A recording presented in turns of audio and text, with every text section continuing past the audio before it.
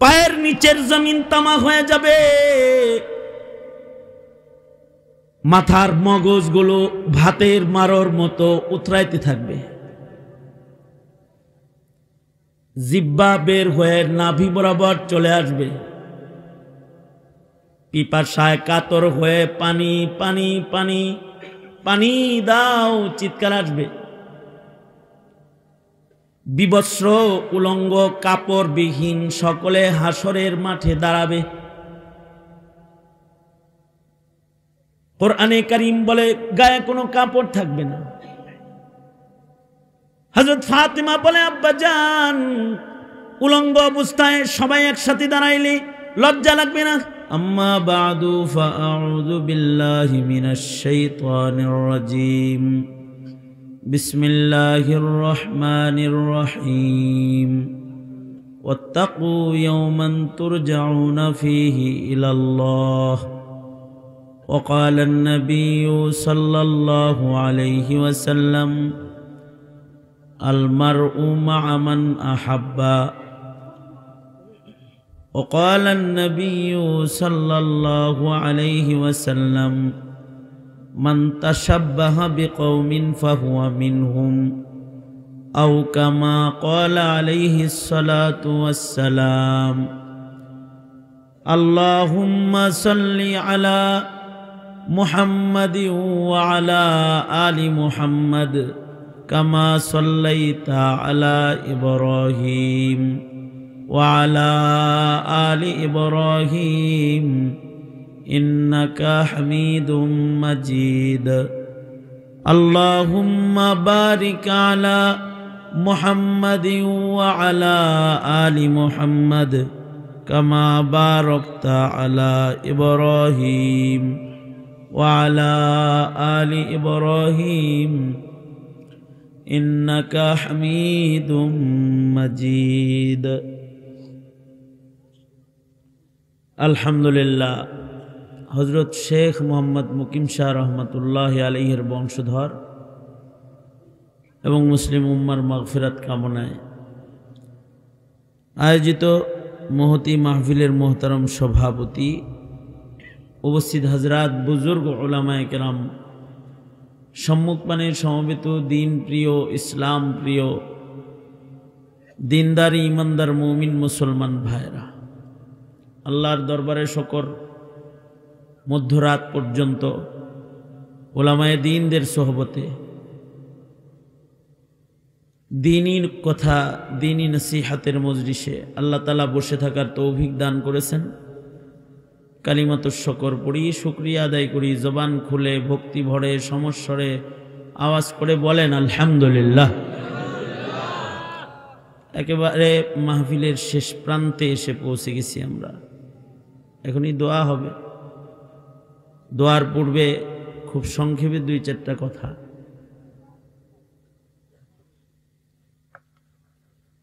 গুরুত্বপূর্ণ নসিহত হযরত উলামায়ে কেরাম করেছেন আমার পূর্বে।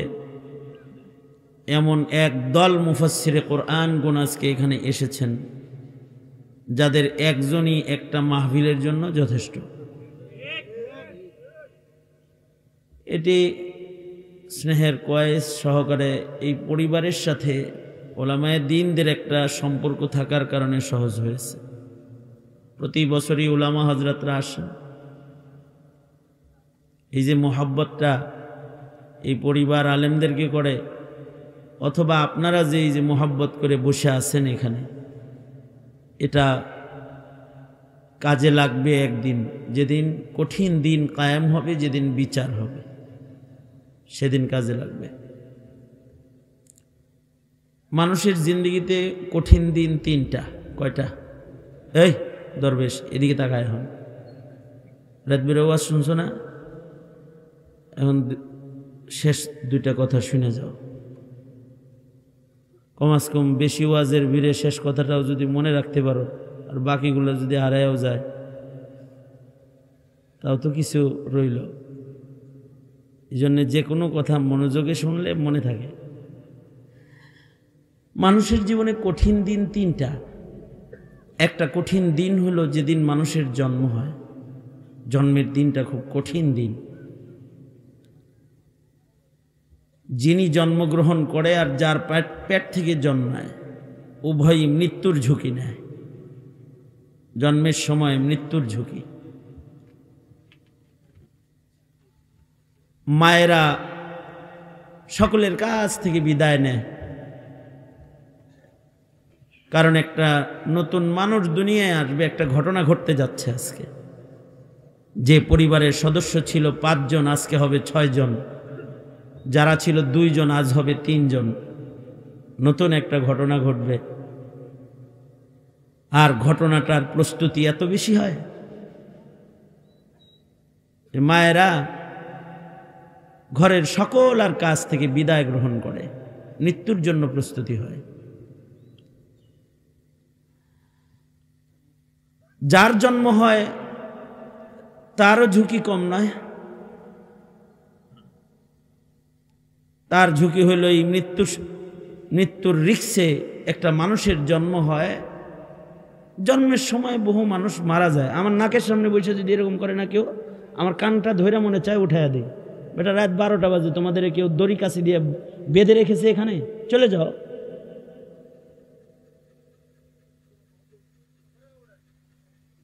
তুমি মোবাইল টিপে আর কত করবা? 5টা মিনিট একটু মোবাইল ছাড়া থাকতে পারো না? আপনি মোবাইল ধরে রাখছেন কেন? 5টা মিনিট একটু মোবাইল ছাড়া থাকেন না? তওবা করেন আর দোয়া করেন, এই টাইমটা কমসে কম একটু মোবাইল ছাড়া থাকে। জিন্দিগিতেও এত গাফিল দিলের নসিহাত জীবনেও কাজে লাগে না, একটা কথা মনে রেখেন।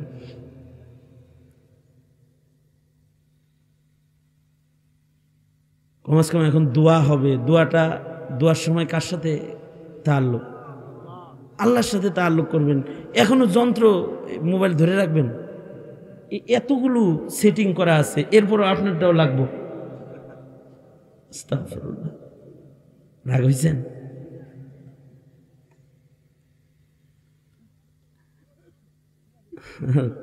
রাগ হইলেও কথাটা যদি আপনার এক সময় বুঝে আসে, তাহলে এই রাগটাও কাজে লেগে যাবে। তা আমি যে কথাটা বলতেছি, যে একটা মানুষের জীবনে কঠিন দিন 3টা। কয়টা? একটা দিন হইল যেদিন মানুষের জন্ম হয়, দিনটা বড় কঠিন। ওই দিন যার জন্ম হয় তারও মৃত্যুর ঝুঁকি। যার পেট থেকে একটা ঘটনা ঘটে, নতুন মানুষের আগমন হয়, তারও জন্মের সময়, জন্ম দেওয়ার সময় মৃত্যুর ঝুঁকি। এই কারণে মায়েরা বাচ্চা জন্ম দেওয়ার সময় বিদায় নিয়ে নেয়। কঠিন দিন।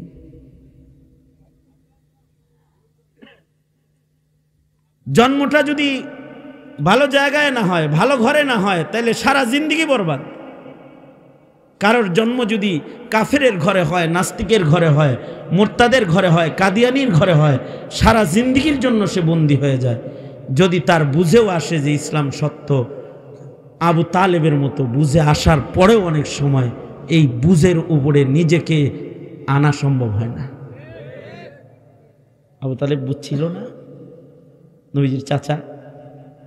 নবীজির চাচা কিন্তু বুঝেছেন যে ইসলাম সত্য, কোরআন সত্য, নবীর নবুয়ত সত্য। সব বুঝার পরেও জন্মসূত্রে বাপদাদার যে পেছে পড়ছে, এটার থেকে বেরোতে পারেনি।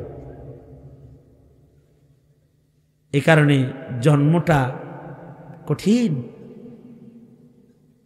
আর যদি ইমানদারের ঘরে জন্ম হয়, তার বুঝ হয় নাই, তার জবান খুলে নাই, তার কানে শক্তি আসে নাই এখনো,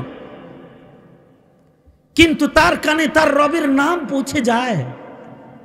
ডান কানে আজান দিয়ে দেয়, বাম কানে ইকামত দিয়ে দেয়। আল্লাহু আকবার বলেন। কত খুশকিসমত জন্ম। আর যদি কাফেরের ঘরে জন্ম হয়, তাহলে ঢোলের বাড়ি, ঘন্টির বাড়ি।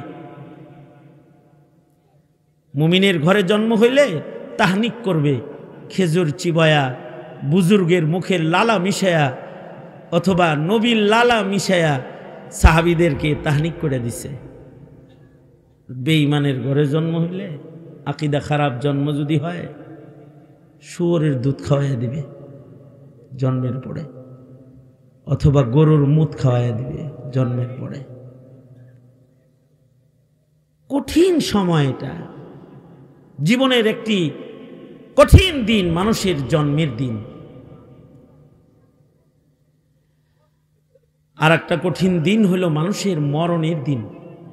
এই দিনটা খুবই কঠিন। এই দিনে মানুষের জিন্দেগির সব ভালোবাসার বন্ধন তছনছ হয়ে যায়। মা সন্তানের বন্ধন, বাপ সন্তানের বন্ধন, স্বামী স্ত্রীর বন্ধন, সব বন্ধনের সব রশিগুলো সব কেটে যায়। আর খালি হাত কাফন পড়া অবস্থায় একটা মানুষের ভিন্ন আর একটা আলম, আর একটা জগতের যাত্রা শুরু হয়ে যায়। এবং এটা এতই কঠিন, এটা যদি খালি কেউ চিন্তা করে আর স্মরণ করে, তাহলে তার জীবনেও তাফসীরও শুনতে হবে না, ওয়াজও শুনতে হবে না, মৌলবীর হুঙ্কারও শুনতে হবে না। মরণের কথা স্মরণ করলে সে মুত্তাকি হয়ে যাবে। তার যদি মৃত্যুর স্মরণটা শুধু সে করে। এত কঠিন দিবস। আল্লাহর রাসূল বলেছেন, মৃত্যুর স্মরণ একটা মানুষের জন্য যথেষ্ট নসিহাত, এটাই যথেষ্ট, আর কোনো ওয়াজ তার লাগবে না। তার মরণের স্মরণটাই তাকে ভালো বানায়া দিবে। এবং এটার থেকে কেউ বাঁচার কায়দা নাই।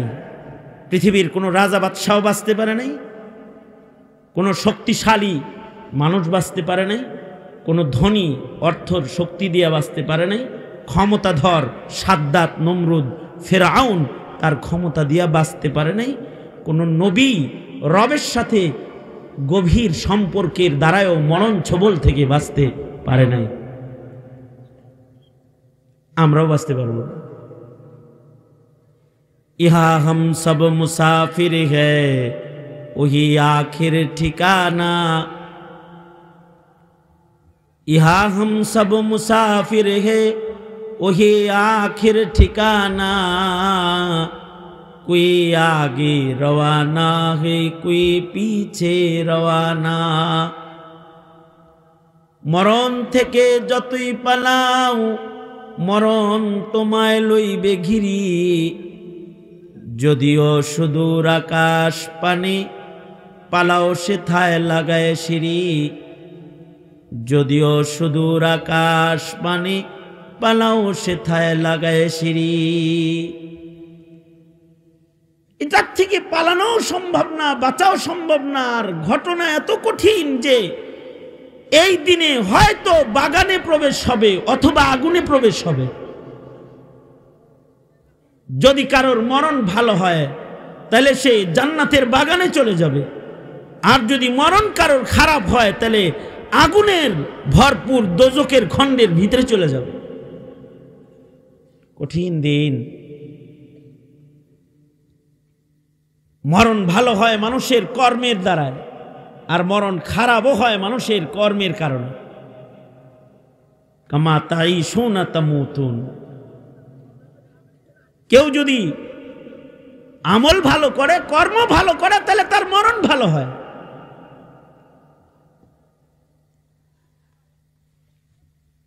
আর যার মরণ ভালো হয় তার পরের ঘাটিগুলো ভালো হয়। অনেক সময় সারা জিন্দেগির অপরাধের পরেও কারোর কারোর কপাল ভালো যে কঠিন দিন মরণ ভালো হয়ে গেছে, জবানে কালিমা এসে গেছে, তো আল্লাহর রাসূল বলেন আল্লাহ তাআলা তাকে ওইটুকের কারণে মাফ করে দিবে। কোনো আমল নাই, কিন্তু মৃত্যুর দিনে তার মুখে কালিমা আসছে, পড়েছে লা ইলাহা ইল্লাল্লাহ, এতটুকুন পড়েছে। হাসরের মাঠে এই কালিমাটাকে নেকের পালায় তুলে দেওয়া হবে, আর এই কালিমার কারণে তার নেকির পালা ভারী হয়ে যাবে। আল্লাহ এইটুকুনের কারণে তাকে মাফ করে দিবে। মরণের সময় কালিমা উচ্চারণ হয়েছে।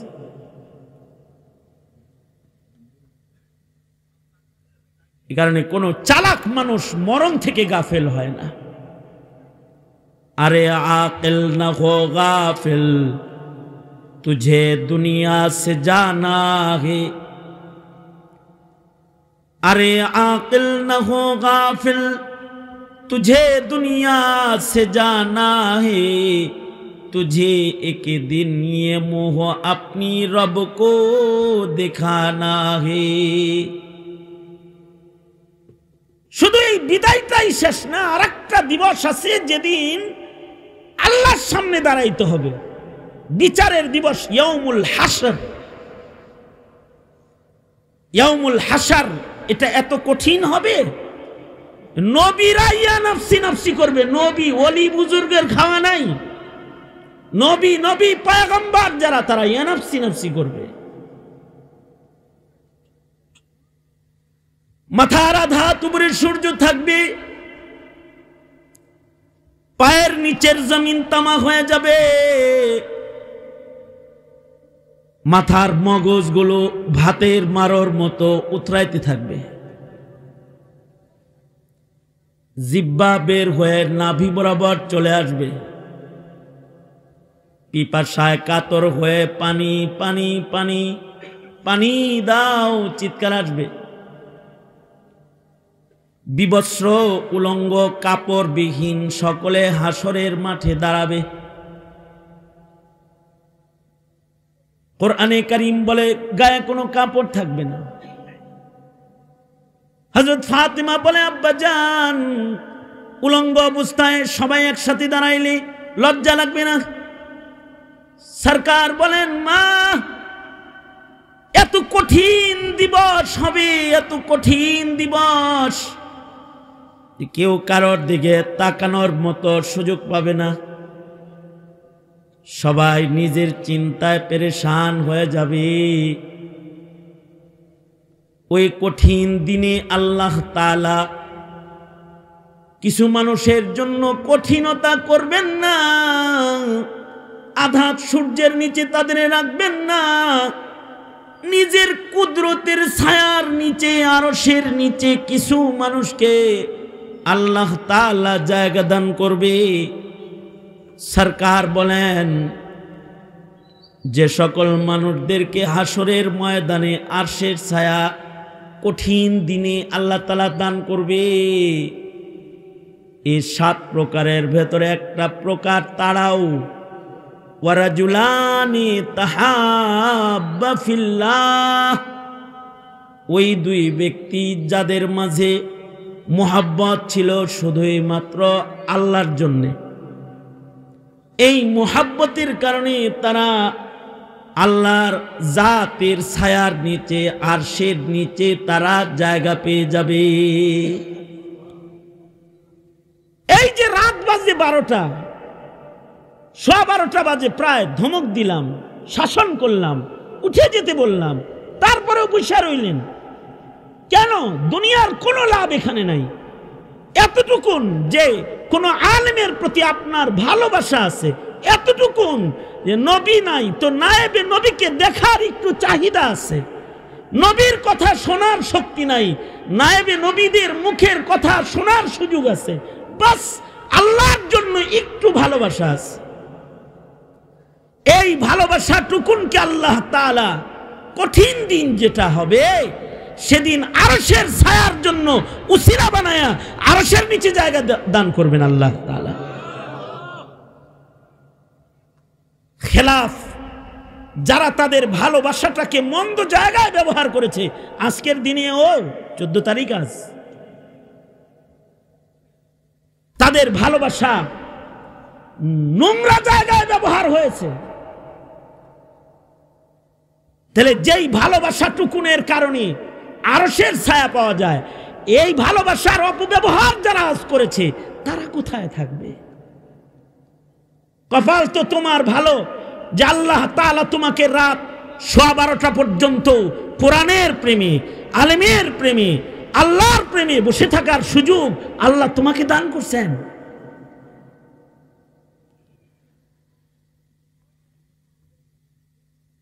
আল্লাহর রাসূল সাল্লাল্লাহু আলাইহি ওয়াসাল্লামের একটি হাদিস শুনিয়ে আমি দুয়ার দিকে চলে যাব, কারণ আপনাদের ওয়াজ শোনার গলা ভরা, আপনাদের শুনতে শুনতে আপনাদের এই পর্যন্ত আইছে ওয়াজ আজকে। আর আমিও দুর্বল মানুষ, ক্লান্ত মানুষ, লম্বা করে কিছু বলার মতো শক্তি, সামর্থ্য, যোগ্যতাও আমার নাই। কিন্তু সব তো স্নেহের। দেখেন এই যে রফি তো বয়ান করছে, রফি বিন মুনির কখন চলে গেছে, এখনো বসা আছে না কেন? এই যে কয়েস যদি থাকতো তাহলে আরো কয়েকজনকে আটকাইতো, যে একসাথে সবাই খাবো, একসাথে যাবে।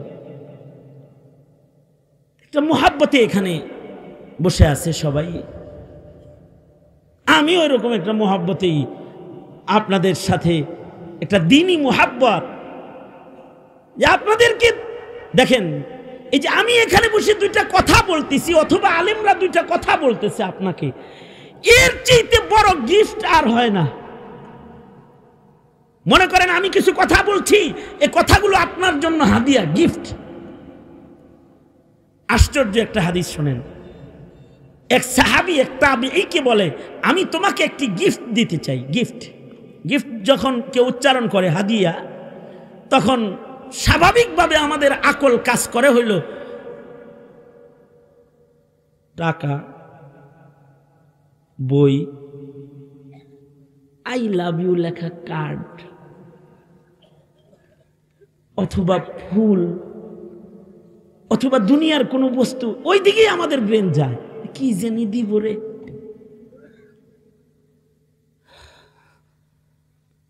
কিন্তু আশ্চর্য, সাহাবী বলে তাবিঈকে, এই আমি তোমাকে একটি গিফট দিতে চাই, নেবে? দেন দেন বলছি। আর সাহাবী বলে, সামিআতু আনিন নবী সাল্লাল্লাহু আলাইহি ওয়াসাল্লাম, আমি আমার নবীজির কাছ থেকে শুনেছি, নবীজি বলেছেন, কেউ যদি ফজরের নামাজ আদায় করে সূর্য উদয় পর্যন্ত জায়নামাজে বসে থাকে, আর আসরের নামাজ পড়ে সূর্য ডুবা পর্যন্ত যদি জায়নামাজে চুপ করে কেউ বসে থাকে, আর যদি 10 বার এই দোয়াটা পড়ে, লা ইলাহা ইল্লাল্লাহু ওয়াহদাহু লা শারীকা লাহু লাহুল মুলকু ওয়া লাহুল হামদু ইউহয়ী ওয়া ইউমীত ওয়া হুয়া আলা কুল্লি শাইইন কাদির, শুধু এতটুকুন যদি কেউ পড়ে, তো আল্লাহ তাআলা তাকে 4টি গোলাম আজাদ করার সওয়াব আমলনামায় দান করবে। অর্থাৎ কই বসে থাকতে হইব সকাল সন্ধ্যায়, এইটুক গিফট করছে। আপনি আমি সকাল সন্ধ্যা কোথায় বসে থাকি? তোমার সকাল কোথায় বসে কেটে যায়? তোমার সূর্য কোথায় ডুবে যায়? তোমার সূর্য তোমার কি অবস্থায় উদয় হয় চিন্তা করো কখনো? সাহাবী শিখাইতেছে যে বসে থাকবা, সূর্যটা ডুববে, বসে থাকবা জায়নামাজে, সূর্যটা উঠবে, আর তুমি বসে বসে মাত্র 10 বার এই কালিমাতগুলো বলবে, আল্লাহ তাআলা তোমাকে 10টি গোলাম আজাদ করার সওয়াব দান করবে। সুবহানাল্লাহ, জোরে বলেন। বুঝে আইছে? অনেক সময় লাগছে 4টা গোলাম আজাদের সওয়াব নিতে। এটা একটা শরীয়তের বুঝ, যদি কারোর আসে তাহলে তার আমল এরকম সোজা হয়ে যায়। এটা হলো গিফট। আলেমরা যে কথা বলতেছে, প্রতিটি কথা গিফট আপনার জন্য। এর চাইতে বড় হাদিয়া আর হয় না। আল্লাহর রাসূল বলেন, বাল্লিগু আন্নী ওয়ালাউ আয়া, আমার পক্ষ থেকে আমার উম্মতের কাছে একটি কথা হলেও হাদিয়া হিসেবে দিয়ে দাও, পৌঁছে দাও। যাই হোক, তাই ওই একটা হাদিস, এটাও কম না, মুসলিম শরীফের রিওয়ায়াত। আল্লাহর রাসূল সাল্লাল্লাহু আলাইহি ওয়াসাল্লামকে এক সাহাবী ওযু করাইলেন। নবীজিকে কেউ যদি ওযু করাইতো তো নবী খুশি হয়ে যেতেন। আমাদের যেমন মনে করেন যে একটা বিড়ি হইলে খুশি হয়ে যায়, এরকম লোকও আছে, ঠিক না? মনে করেন মাহফিল আইছে, ভুলে বিড়ির পোটলাটা আনে নাই, পাশের লোক কয় দেশ না একটা, একটা বিড়ির 3 টান দিয়া খুশি হয়ে গেছে। এই কি হয়েছে? তব্দ ধরছেন কে? আমার দিকে চান একটু, আপনারা কইতেছি, আপনি কই জনে ঘুরতেছেন? আমার দিকে তাকান। মনে করেন বিড়ি খায়া খুশি হয়ে গেছে। কেউ তো বিড়ির আগা পায়া খুশি হয়, কেউ আছে কলকি পায়া খুশি হয়। কলকি বুঝেন, গাজার কলকিতে টান দিতে দিছে। গাজার মেলা হয় আমার দেশে, বাংলাদেশে গাজার মেলা। জামালপুরে আমি গেছি, ওই যে মনির ভাই দাওয়াত দিয়ে নিছে এলাকায়, ওইখানে নাকি গাজার আসর বসে, মেলা। ওখানে যদি কয় সিদ্ধি খা, সিদ্ধি মানে বরকত খা, গাজা টান বরকত খা, যে খায় খায় আবার সে খুশি হয়ে যায়।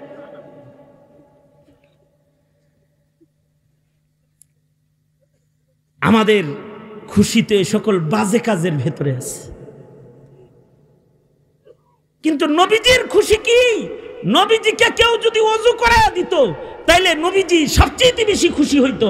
কারণ ওযুর পরে নবীজির দেখা হবে মাশুকে হাকিকির সাথে, নামাজে দাঁড়াবে, তাহিয়াতুল ওযু নামাজ, আর আল্লাহর সাথে দেখা হবে। আল্লাহু আকবার, জোরে করে বলেন আল্লাহু আকবার।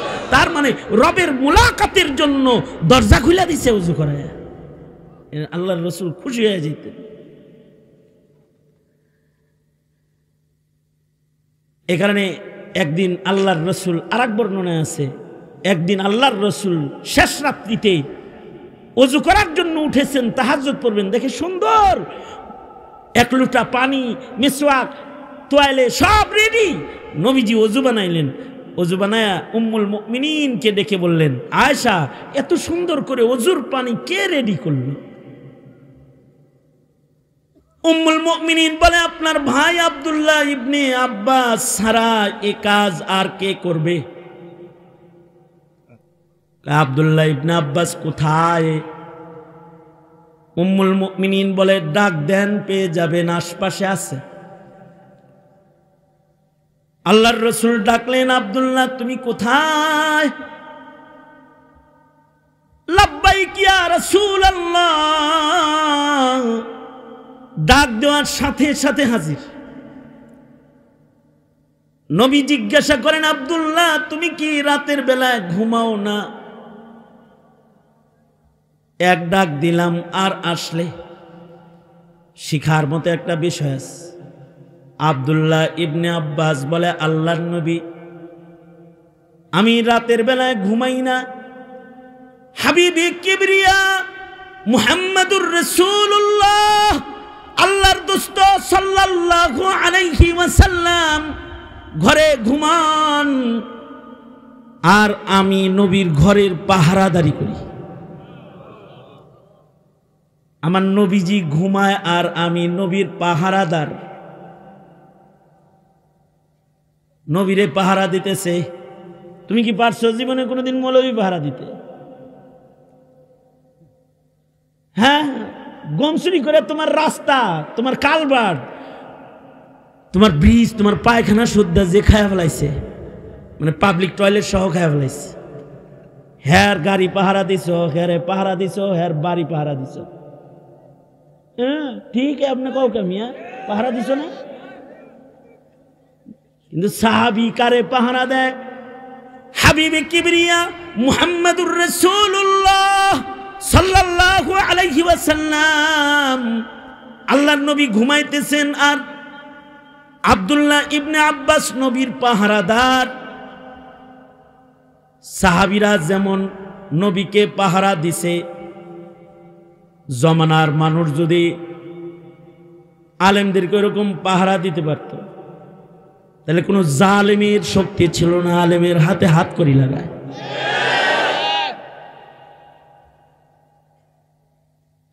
সাহাবী তো নবীর পাহারাদার।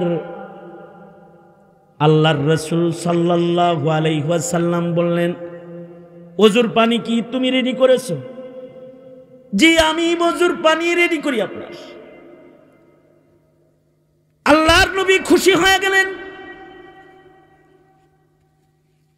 আল্লাহর রাসূল নিজের বুকের কাপড় সরায় ফেললেন, নিজের বুকটাকে খুলে দিলেন, হাত পেতে বললেন, আব্দুল্লাহ ইবনে আব্বাস আয় আয়, এই শেষ রাতে আমার বুকে আয়, আমার সিনায় তোর সিনা লাগায়া আমি তোকে একটু দোয়া করে দিই। আব্দুল্লাহ ইবনে আব্বাস কি নসিব কি, আল্লাহর রাসূলের খালি বুকের উপরে যায় শুয়ে পড়লেন। আর আল্লাহর নবী বুক জড়ায় ধরে আব্দুল্লাহ ইবনে আব্বাসকে দোয়া দিলেন, আল্লাহুম্মা ফাক্কিহহু ফিদ্দীন ওয়া আল্লিমহুল কিতাবা ওয়াল হিকমা। নবীর এক দোয়ায় তিনি রাইসুল মুফাসসিরিন ফিল ইসলাম হয়ে গেলেন। নবীজিকে ওযু করায়া খুশি করে দোয়া লয়ে লইছেন। এমনিতে কাউকে ওযু করানো এটা অনেক দামি একটা আমল। জমানার বুজুর্গদেরকে ওযু করায়া করায়া বুজুর্গ হয়ে গেছে, কারণ ওযুর সাথে মানুষের ইবাদতের কবুলিয়তের সম্পর্ক থাকে। ওযু যত ভালো হয় ইবাদত তত ভালো হয়। আল্লাহুম্মা ইন্নী আসআলুকা তামামা উযুইক, আল্লাহর রাসূল পরিপূর্ণ ওযু আল্লাহর কাছে চেয়েছেন, কারণ ওযু যত ভালো ইবাদত তত ভালো। ভালো করে আপনি যদি কাউকে ওযু করায় দেন, তাহলে সে যে নামাজটা পড়বে তার নামাজের সওয়াব আপনি ওযুর পানি ঢেলেছেন, আল্লাহ আপনাকেও দান করবে। আল্লাহু আকবার জোরে করে বলেন। আপনার এ কারণে কিন্তু আরবরা ওযুখানা পাঠায় আমাদের দেশে, দেখবেন লেখা আছে ওযুখানার দান। তার মানে কি, যে আল্লাহর বান্দারা ওযু করে করে নামাজ পড়বে, উনি ওইখানে বয়ে বয়ে নামাজের সওয়াব লইব।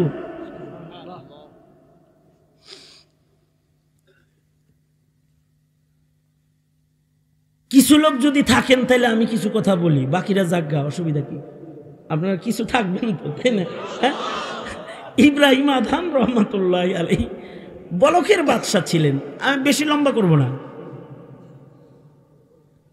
লম্বা করার সাহসী নেই। না না না, ওটা তো শক্তিই নেই। ইব্রাহিম আদহাম রহমাতুল্লাহি আলাইহি সিরিয়াস আর একটা কথা শোনেন।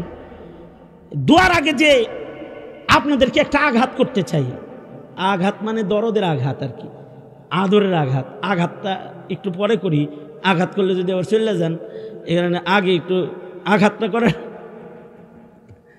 আগে একটু ভালো করে মাথায় একটু তেল মাখাইতেছি আর কি।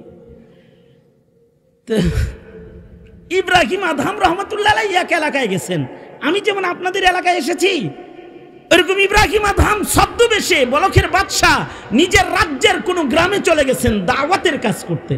যা দেখে সুন্দর একটা মসজিদ, শীতের দিন।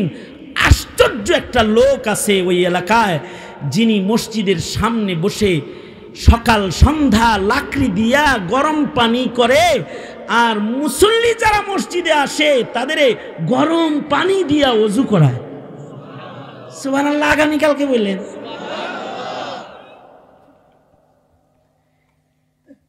কয়েকদিন ইব্রাহিম আদহাম রইলেন, তার গরম করা পানির দ্বারা ওযু করলেন। দিল খুশ বললেন, এই আল্লাহর বান্দা, এই যে আমলটা তুমি করো, তোমাকে এর জন্য কি কেউ কোনো আজার বিনিময় কি দেয়? লোকটা বলেন, না, আমি একটা মূর্খ মানুষ, দরিদ্র মানুষ, আমার টাকা পয়সা নাই,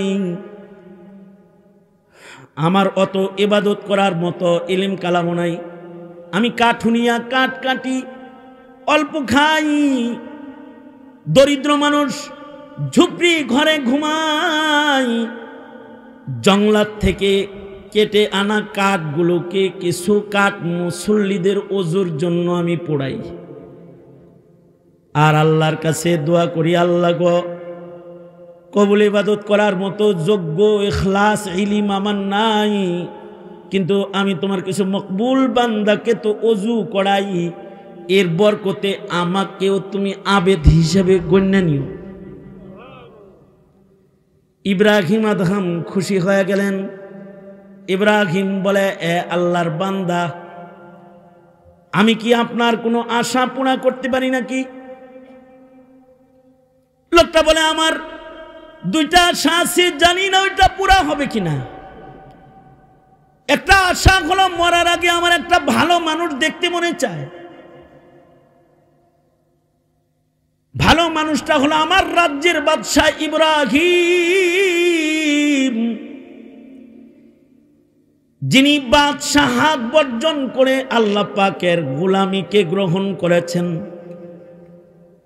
আমার মৃত্যুর আগে ইব্রাহিম আদহামরে এক নজর দেখতে মনে চায়, কিন্তু তিনি ছদ্মবেশে ঘোরেন, জঙ্গলে ইবাদত করেন। কোথায় পাবো আমি ইব্রাহিম? মরার আগে যদি একটা জমানার বুজুর্গ ওলির সাথে দেখা আমার হইতো, তাতেও আমার জিন্দগিতে একটা মুলাকাত সাবেত হইতো যে আমি আল্লাহর কোনো পেয়ারাকে দেখেছি, আল্লাহর কোনো পেয়ারাকে আমি চিনি। তোমরা যারা মরহুম নুরুদ্দিন গাওহারপুরি রহমতুল্লাহ আলাইহিকে তোমরা যারা দেখো নাই, নাম শুনো। তোমরা যারা শায়েখে কাতিয়াকে দেখো নাই, নাম শুনো। তোমরা যারা শায়েখে কোরিয়াকে দেখো নাই, নাম শুনো। গাড়ি সহ পুকুরের ভিতরে পড়ে গেছে, গাড়ির ভেতরে পানি ঢোকে না, ভিতরে বয়ে বয়ে জিকির করে।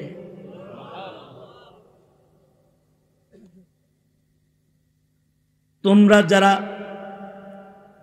আমাদের ওই সকল বুজুর্গ যাদের কারামতের আলোচনা শোনো, সিলেটের চোখে দেখো নাই, হুসাইন আহমদ মাদানী রহমতুল্লাহ আলাইহি এই সিলেটে ইতিকাফ করেছেন।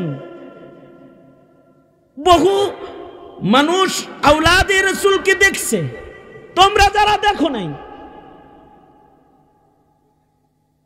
তোমার একটা ভালো মানুষের জিয়ারত সাবিত নাই, একটা ভালো মানুষ দেখারও অনেক দাম।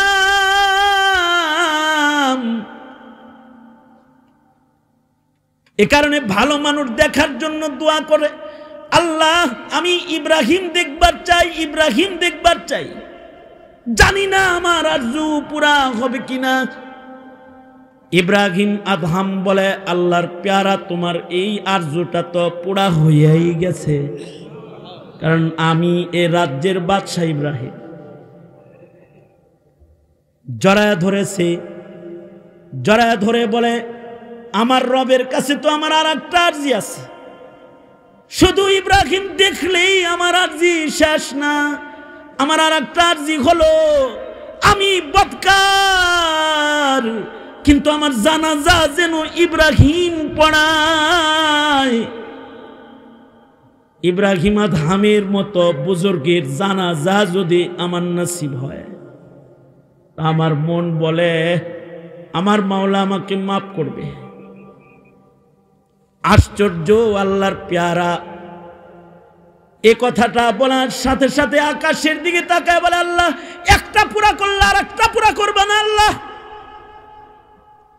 আর আকাশের দিকে তাকায় সে বলে, লা ইলাহা ইল্লাল্লাহ মুহাম্মাদুর রাসূলুল্লাহ, আশহাদু আল্লা ইলাহা ইল্লাল্লাহ ওয়া আশহাদু আন্না মুহাম্মাদান আবদুহু ওয়া রাসূলুহু।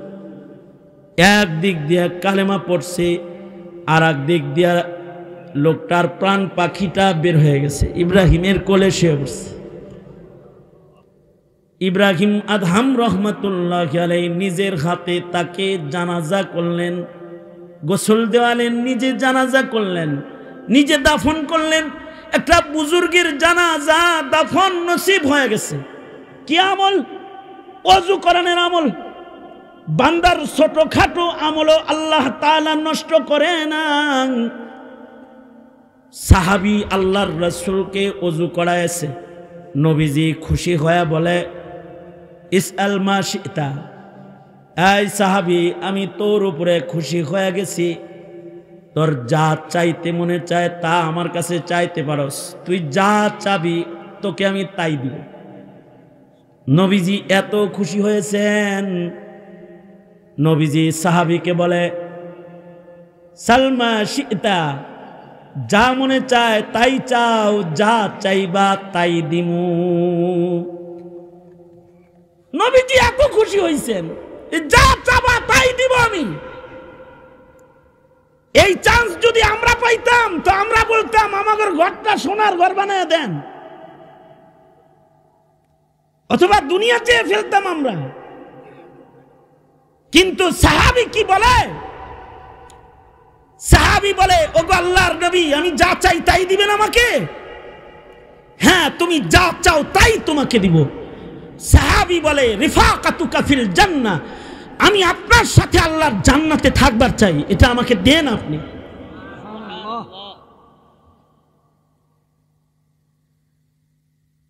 আল্লাহর রাসূল সাল্লাল্লাহু আলাইহি ওয়াসাল্লাম সাহাবীকে বললেন, সাহাবী, অনেক বড় জিনিস চেয়ে ফেলেছো তুমি, এইটা ছাড়া অন্য আর কিছু চাওয়া যায় না? তুমি অন্য কিছু চাও, আর একটু ছোট কিছু চাও, কারণ নবীর জান্নাতি বন্ধু তুমি হবে। রিফাকাত চাও মুহাম্মদুর রাসূলুল্লাহ সাল্লাল্লাহু আলাইহি ওয়াসাল্লামের, তুমি এইটা পাল্টায় অন্য কিছু চাও। সাহাবী তো সাহাবী, আমার মতো, মুফতি রফির মতো, অথবা সাখাওয়াত রাজির মতো এমন মৌলবীকে ধৈরা যদি কেউ বলতে পারে, হাসান জামিল সাহেবের মতো, অথবা হাবিবুল্লাহ মাহমুদ কাসিমি সাহেবের মতো, অথবা আলী হাসান উসামা সাহেবের মতো, যারা যারা এখানে আসছেন, এদেরকে ধৈরা যদি কেউ এটা বলতে পারে, হুজুর আপনার সাথে জান্নাতে থাকতে চাই, আপনাকে ভালোবাসি, তাহলে রাসূলকে পাইলে কিভাবে বলছে সাহাবীরা? সাহাবী তো আবেগ ভরে আল্লাহর রাসূলকে জড়ায় ধরে বলতেছে, রিফাকাতুকা ফিল জান্নাহ, আমি আপনার সাথে আল্লাহর জান্নাতে থাকতে চাই নবী। নবীজি বলেন, অন্য কিছু চাও? সাহাবী বলে, না, আমি যদি এইটা না পাই আমার আর কিছু দরকার নাই, আমি আপনার সাথেই জান্নাতে থাকতে চাই। সাহাবীকে আল্লাহর রাসূল বললেন, ঠিক আছে, যাও, তুমি যাকে ভালোবাসো তার সাথে তো তুমি থাকবাই, আল মারউ মা মান আহাব্বা। তবে সাহাবী, জান্নাতে আমার সাথে থাকবা, কিন্তু কাছে কাছে অবস্থানের জন্য। আলাইকা বিকাসরাতিস সুজুদ, তোমার জন্য জরুরি বেশি বেশি সেজদা দিবা। যত বেশি সেজদা তোমার জীবনে হবে, তত বেশি কাছে থাকবে। আমার রিফাকাত সেজদা বেশি হলে হবে।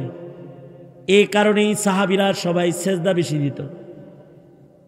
আর তোমরা ওয়াজ বেশি শোনো কিন্তু সেজদা কম, মৌলবী বক্ত কিন্তু নামাজ বক্ত না।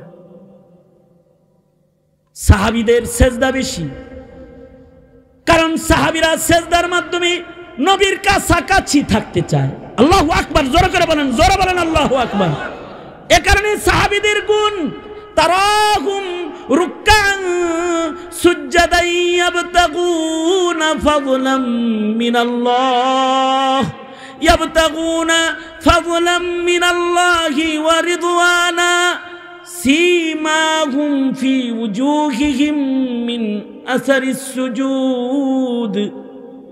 সাহাবায়ে কেরামের চেহারার ভেতরে আছে সেজদার দাগ, আর তোমার ঠোঁটে আছে বিড়ি খাওয়ার দাগ, চোখে আছে গাঞ্জা টানার শ্বাস প্রশ্বাস, মুখে আছে মদের দুর্গন্ধ যদি থাকে, তোমার ভেতরে আছে গুনাহের দাগ, গুনাহের দাগ, সুন্নাত নাই। তোমার চোখ মুখের ভিতরে পাপাচারের আসার, আর সাহাবীর চেহারায় হলো সেজদার দাগ। আল্লাহু আকবার, জোরে করে বলেন আল্লাহু আকবার। আল্লাহর রাসূল বলেন, অবশ্যই আমার সাথে জান্নাতে থাকবে, শর্ত হলো বেশি বেশি সেজদা দিবা, যত সেজদা বেশি হবে তত বেশি কাছে থাকবে। এ কারণে সাহাবীদের সেজদা বেশি। কিন্তু আফসোস, এ জমানার মুসলমানের ওয়াজ নসিহত বেশি, সেজদা কম। কেউ আছে সপ্তাহে 4 সেজদা, 2 রাকাত। এই সেজদা কম পার্টি, কই যাস? বাস মাধ্যমে একেবারে চিনাস আমারে আখবাসুন নাস কাহেগার, তোরই তো ওয়াজটা করবার লাগছে। আজকে 5 ওয়াক্ত পড়ছ, উঠলি কা? তুই এনে মুইতে দিবি দরকার হয়, তা তুই উঠতে পারবি না। নামাজের কথা গেলে মুতে ধরে, শয়তানি খোঁজা মানে না। দোনো হাত উপরে তোলে। হ্যাঁ, আমার সাথে চিল্লায় চিল্লায় ওয়াদাগুলো করো, বলো ইয়া আল্লাহ ওয়াদা করিতেছি জীবনে আর কোনোদিন নামাজ কাজা করব না, দাড়ি কাটবো না, বেপরদা চলবো না, মিথ্যা বলবো না, হারাম খাইবো না, গীবত শিকায়াত করবো না। চিল্লায় বলুন ইনশাআল্লাহ, জোরে করে বলেন, আরো জোরে আওয়াজ করে চিৎকার করে বলেন ইনশাআল্লাহ, জোরে করে বলেন। আর একটা ওয়াদা, সাহাবীরা যেমন রাসূল পাহারা দিয়েছে তোমরা আলেমের পাহারাদার, সাহাবীরা যেমন ইলম পাহারা দিয়েছে তোমরা মাদ্রাসার পাহারাদার, সাহাবীরা যেমন নবীজির সাথে ছিল তোমরা আলেমদের সাথে থাকবে, আলেম ওলামা যেখানে তোমরা আছো সেখানে। চিল্লা বলে ইনশাআল্লাহ, জোরে আওয়াজ করে বলে ইনশাআল্লাহ, আলেমদের সাথে থাকবে। ইসলাম, ইসলামের শত্রুরা। এই শুধু সাথে থাকা না, শুধু সাথে থাকা না, এই দেশে ইসলামের জন্য, কোরআনের জন্য, দ্বীনের জন্য, কাদিয়ানীদেরকে কাফের ঘোষণা করানোর জন্য, নবীর খাতমে নবুয়তকে রক্ষা করার জন্য, নাস্তিক মুরতাদ বেঈমানের বিচার এই মাটিতে করার জন্য যদি কোনো ডাক আসে প্রয়োজন বোধে কাফন পরে রাজপথে বেরিয়ে আসবে, দ্বীনের ভালোবাসা প্রকাশ করবে ইনশাআল্লাহ।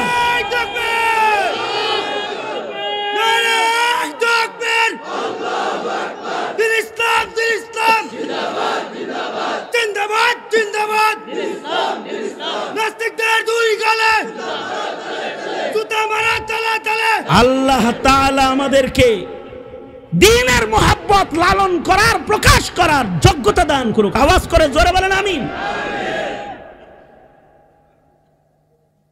আল্লাহ তাআলা এই মজমাকে কবুল করেন। আগামী বছর ফেব্রুয়ারির 10 তারিখ এই মাহফিল হবে ইনশাআল্লাহ।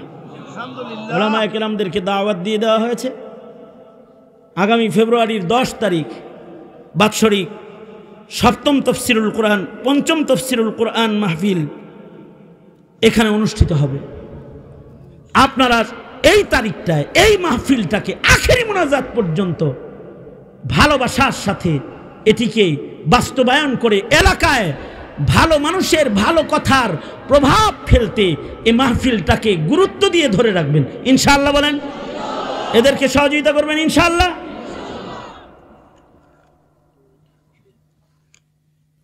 এক ভাই কয়েসের আব্বা আঙ্কেল, উনি ওনার শ্বশুর শাশুড়ির জন্য দোয়া প্রার্থী হয়েছেন বিশেষভাবে। জি জি, হ্যাঁ, এক মহিলা দোয়া চেয়েছেন, ওনার শ্বশুর শাশুড়ির জন্য দোয়া চেয়েছেন। আমরা দোয়া করব আল্লাহ তাআলা মাগফিরাত দান করে। ওয়াসের জন্য দোয়া করবেন, আল্লাহ ওকে আগামী মাহফিলে আশা করি থাকবে ইনশাআল্লাহ। আরও এর চাচারা, এই পরিবারের যারা আছে, প্রবাসে যারা আছে, দেশে যারা আছে, সবার জন্য দোয়া করবেন। তাদের এই মেহনতগুলো যেন আল্লাহ তাআলা কবুল করেন। দ্বীনের কিছু বুনিয়াদি কাজ যেন আল্লাহ তাআলা এই পরিবারকে দিয়া করায় নেয়, করার তৌফিক যেন আল্লাহ দান করেন। আমিন বলেন। এই মাহফিলটাকে আল্লাহ তাআলা কবুল করেন। যারা হাজিরা